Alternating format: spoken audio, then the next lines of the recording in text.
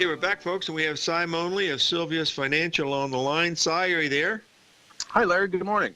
Good morning to you. So I've got some questions from some of our listeners. If we could cover those first. And the number one question that's come up several times is, how much are these tariffs going to affect your business as far as, the grains and stuff? Do you have a statement on that or a feeling? Sure.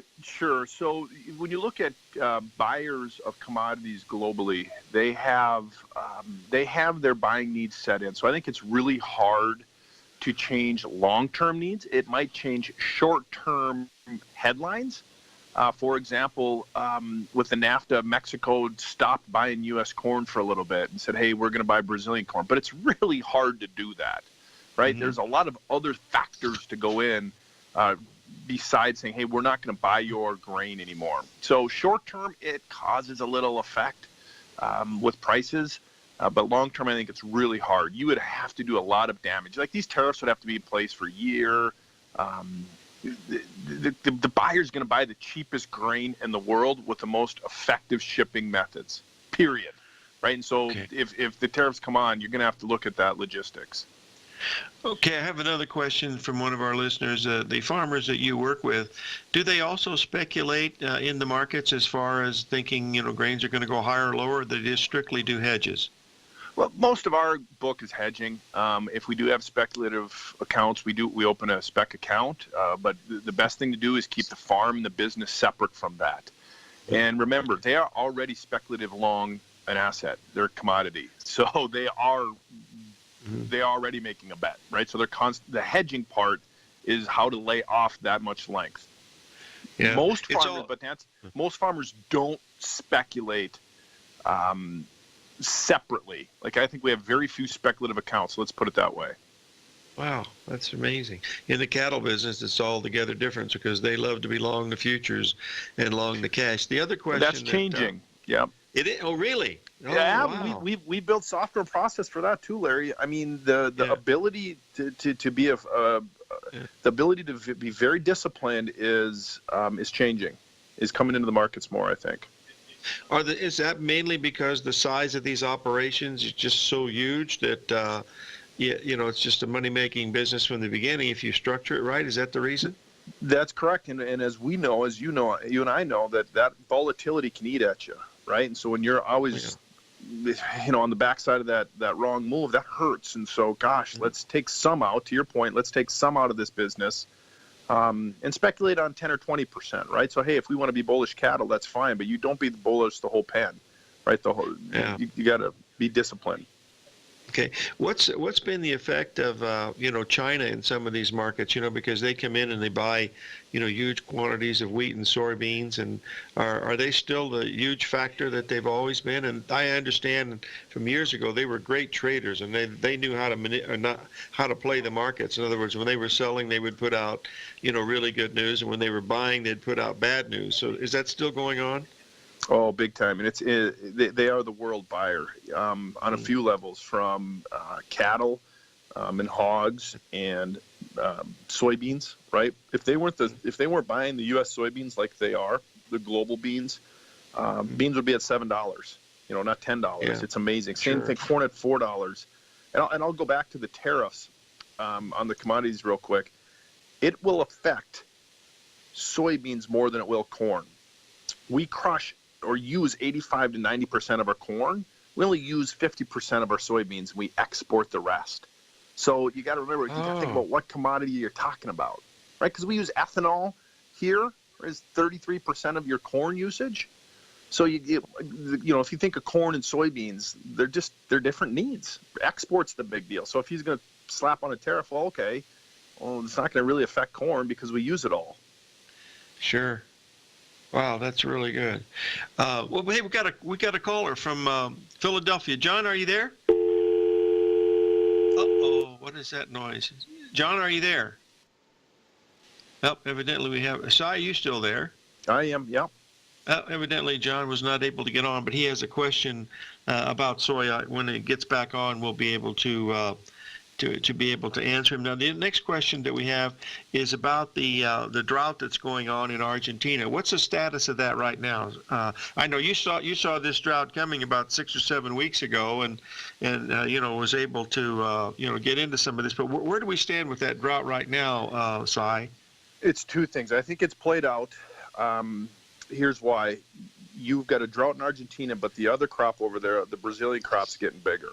So as the Argentina crop is coming down, the Brazilian crop has gotten bigger. Yes, it's a problem, and we're going to have to figure it out. But it's like August 25th over there. And so August for here, saying, gosh, if they catch a late rain, it's going to grow a crop. So my thinking is short term, a lot of the fear is in.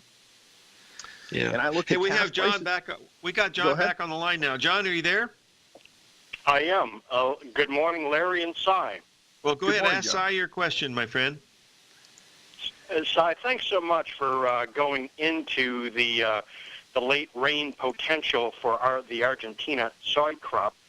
Cy, I wanted to ask you a very specific question regarding what you and your farmer clients are doing in the U.S., particularly with the new crop bean contract. Now with the November contract being up 1040, lots of guys can, earn a decent profit, and I suspect are forward selling some of their anticipated summer crop.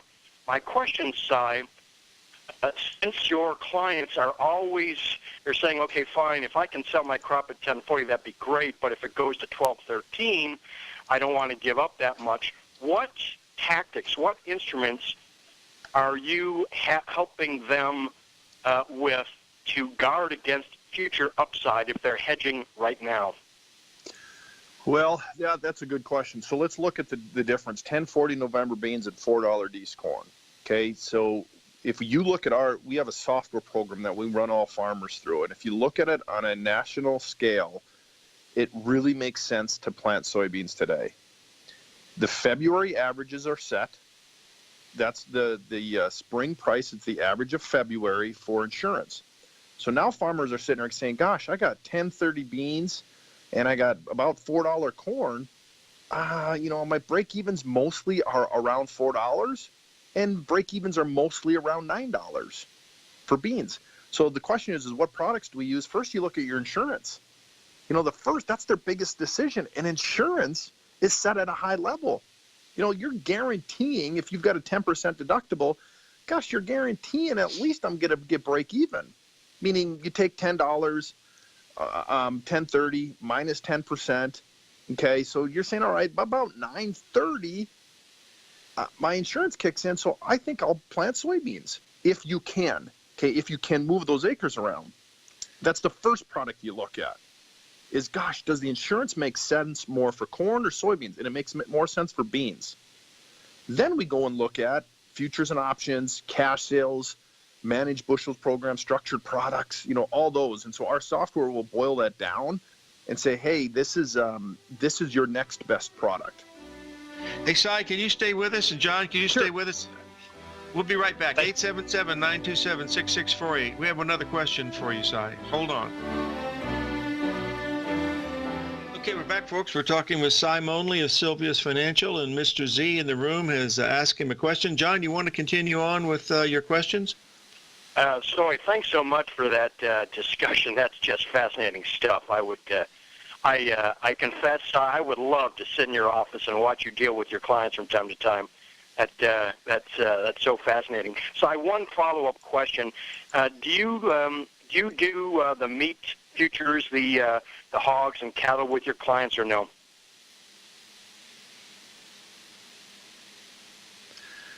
Uh-oh, have we lost Cy? I guess we have, John. I happen to know the answer to that. Yes, they do that too. It's much smaller than their grain and oilseed business, but they certainly do have pretty large cattle operations and hog operations. I know that, but unfortunately we've lost him, so I don't know what happened.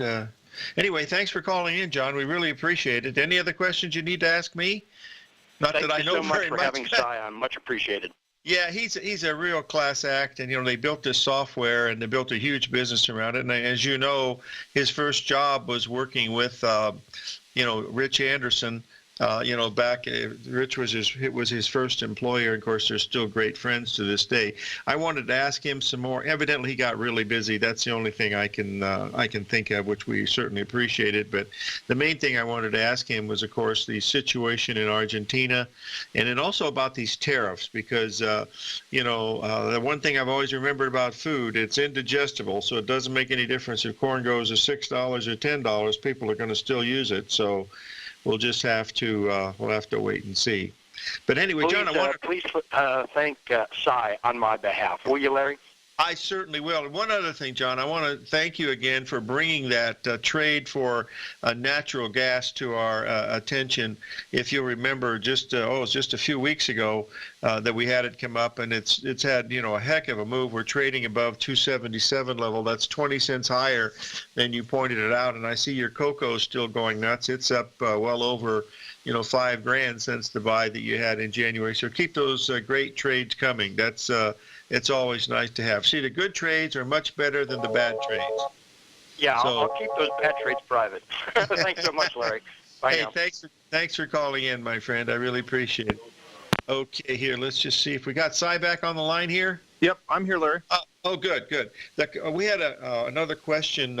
John was just asking before he just hung up. Who built the software for you, Cy? Who had the idea behind it, and who built it? Our parent company started it about 15 years ago for selling insurance, and then a partner of mine, Satish Nandaperkar, and I built it.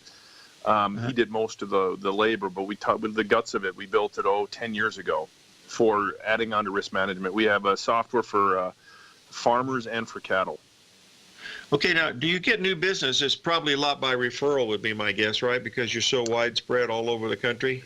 Yeah, we've got 90 crop agents running around. So we're the largest crop insurance agency in the U.S. That's the parent company. And then my two companies work for hedging farmers and elevators and cattlemen. But we're software and service. And the whole idea, Larry, is, to the point of discipline, right? Yeah. These markets are flying around. So when you and I are talking about, like, we're looking at soybeans, right? We're putting a lot of hedges now into July beans up at 1080. Mm-hmm. Because why? Because that spread's really wide. We talked about technicals. You look at fundamentals. I think there's a nice spot here to be protected, both fundamentally and technically. And then our software says that, right? 1080 July beans is making a guy a lot of money. So that's a nice way to put on hedges. Cy, when you throw these numbers around, it still startles me because I can remember going back in the days with Rich, 40 years ago and even 20 years ago, we would see beans at $4 and $5 as a high level. And, now that this just doesn't happen anymore, which is, really quite amazing. So it is. Okay, another question from someone in the room here is asking about this. They're talking again about this drought in Argentina. Will it have an effect of a really big collapse in prices if they get rain here, or has most of the damage been done? Well, I think you do get a break, but I think it's coming in July. Okay, so November beans underneath $10. So November 18 beans. So call it a 40 or 50 cent break. You're probably going to see some buying again. But July, closer to $10, so a 70 cent break or 80 cent break in July beans is what I could see coming. Mm-hmm. Question here about drones. This is a tricky one. Do you use a firm that uses drones as far as looking at what the crops are doing? We don't. No, we don't. But that is available, isn't it? I mean, don't they have some people that Oh, yes. Yep. We just don't. That's not our specialty. Okay. Do you have a number one place where you go to look at the weather, or how is it that you follow the weather markets? We have numerous weather people we read, Larry, but, I would rather just, the way I look at weather, it's really hard to predict 2 weeks out. So save your money and save your time and know your technicals and just trade within 2 weeks, because anything after that, changes happen all the time. Wow. That's really cool. Listen, we want to thank you for being on the show today, and we're certainly going to have you on again as we come into these growing. Now, when do they start planting corn? It's toward the end of the March, early April, correct? Yes, sir. Yep. It all depends on weather. We're getting a nice rain here. I would say the subsoil is pretty good. Everywhere now we're supposed to get another. It was dry. The U.S. was having a drought. But there's supposed to be a nice storm, Larry. So, gosh, you get that storm, you get some subsoil, and guys will be looking to plant here pretty soon. And then beans start around May, I guess, for the planting. Yeah. Yep. Okay. Yep. And so the big number to look is the March 31st planting report. That's a big report. And I would say you're going to get more bean acres, just as we talked, and less corn acres. So anything on corn on a break, I think, is an interesting buy. Okay. Well, how about maybe we'll have you on right after the planting intentions at the end of the month. How about that? You let me know, Larry. I'm here to help. Hey, you bet, my friend. Listen, the check's in the mail, buddy. All right. If it doesn't come, thanks we'll a just lot, Cy. Yeah, we really enjoy having you on. Cy Monley of Silveus Financial, folks. Thanks again, Cy. Sure, Larry. Thank you. You bet. Okay, folks, we're winding up here for the end of the first area.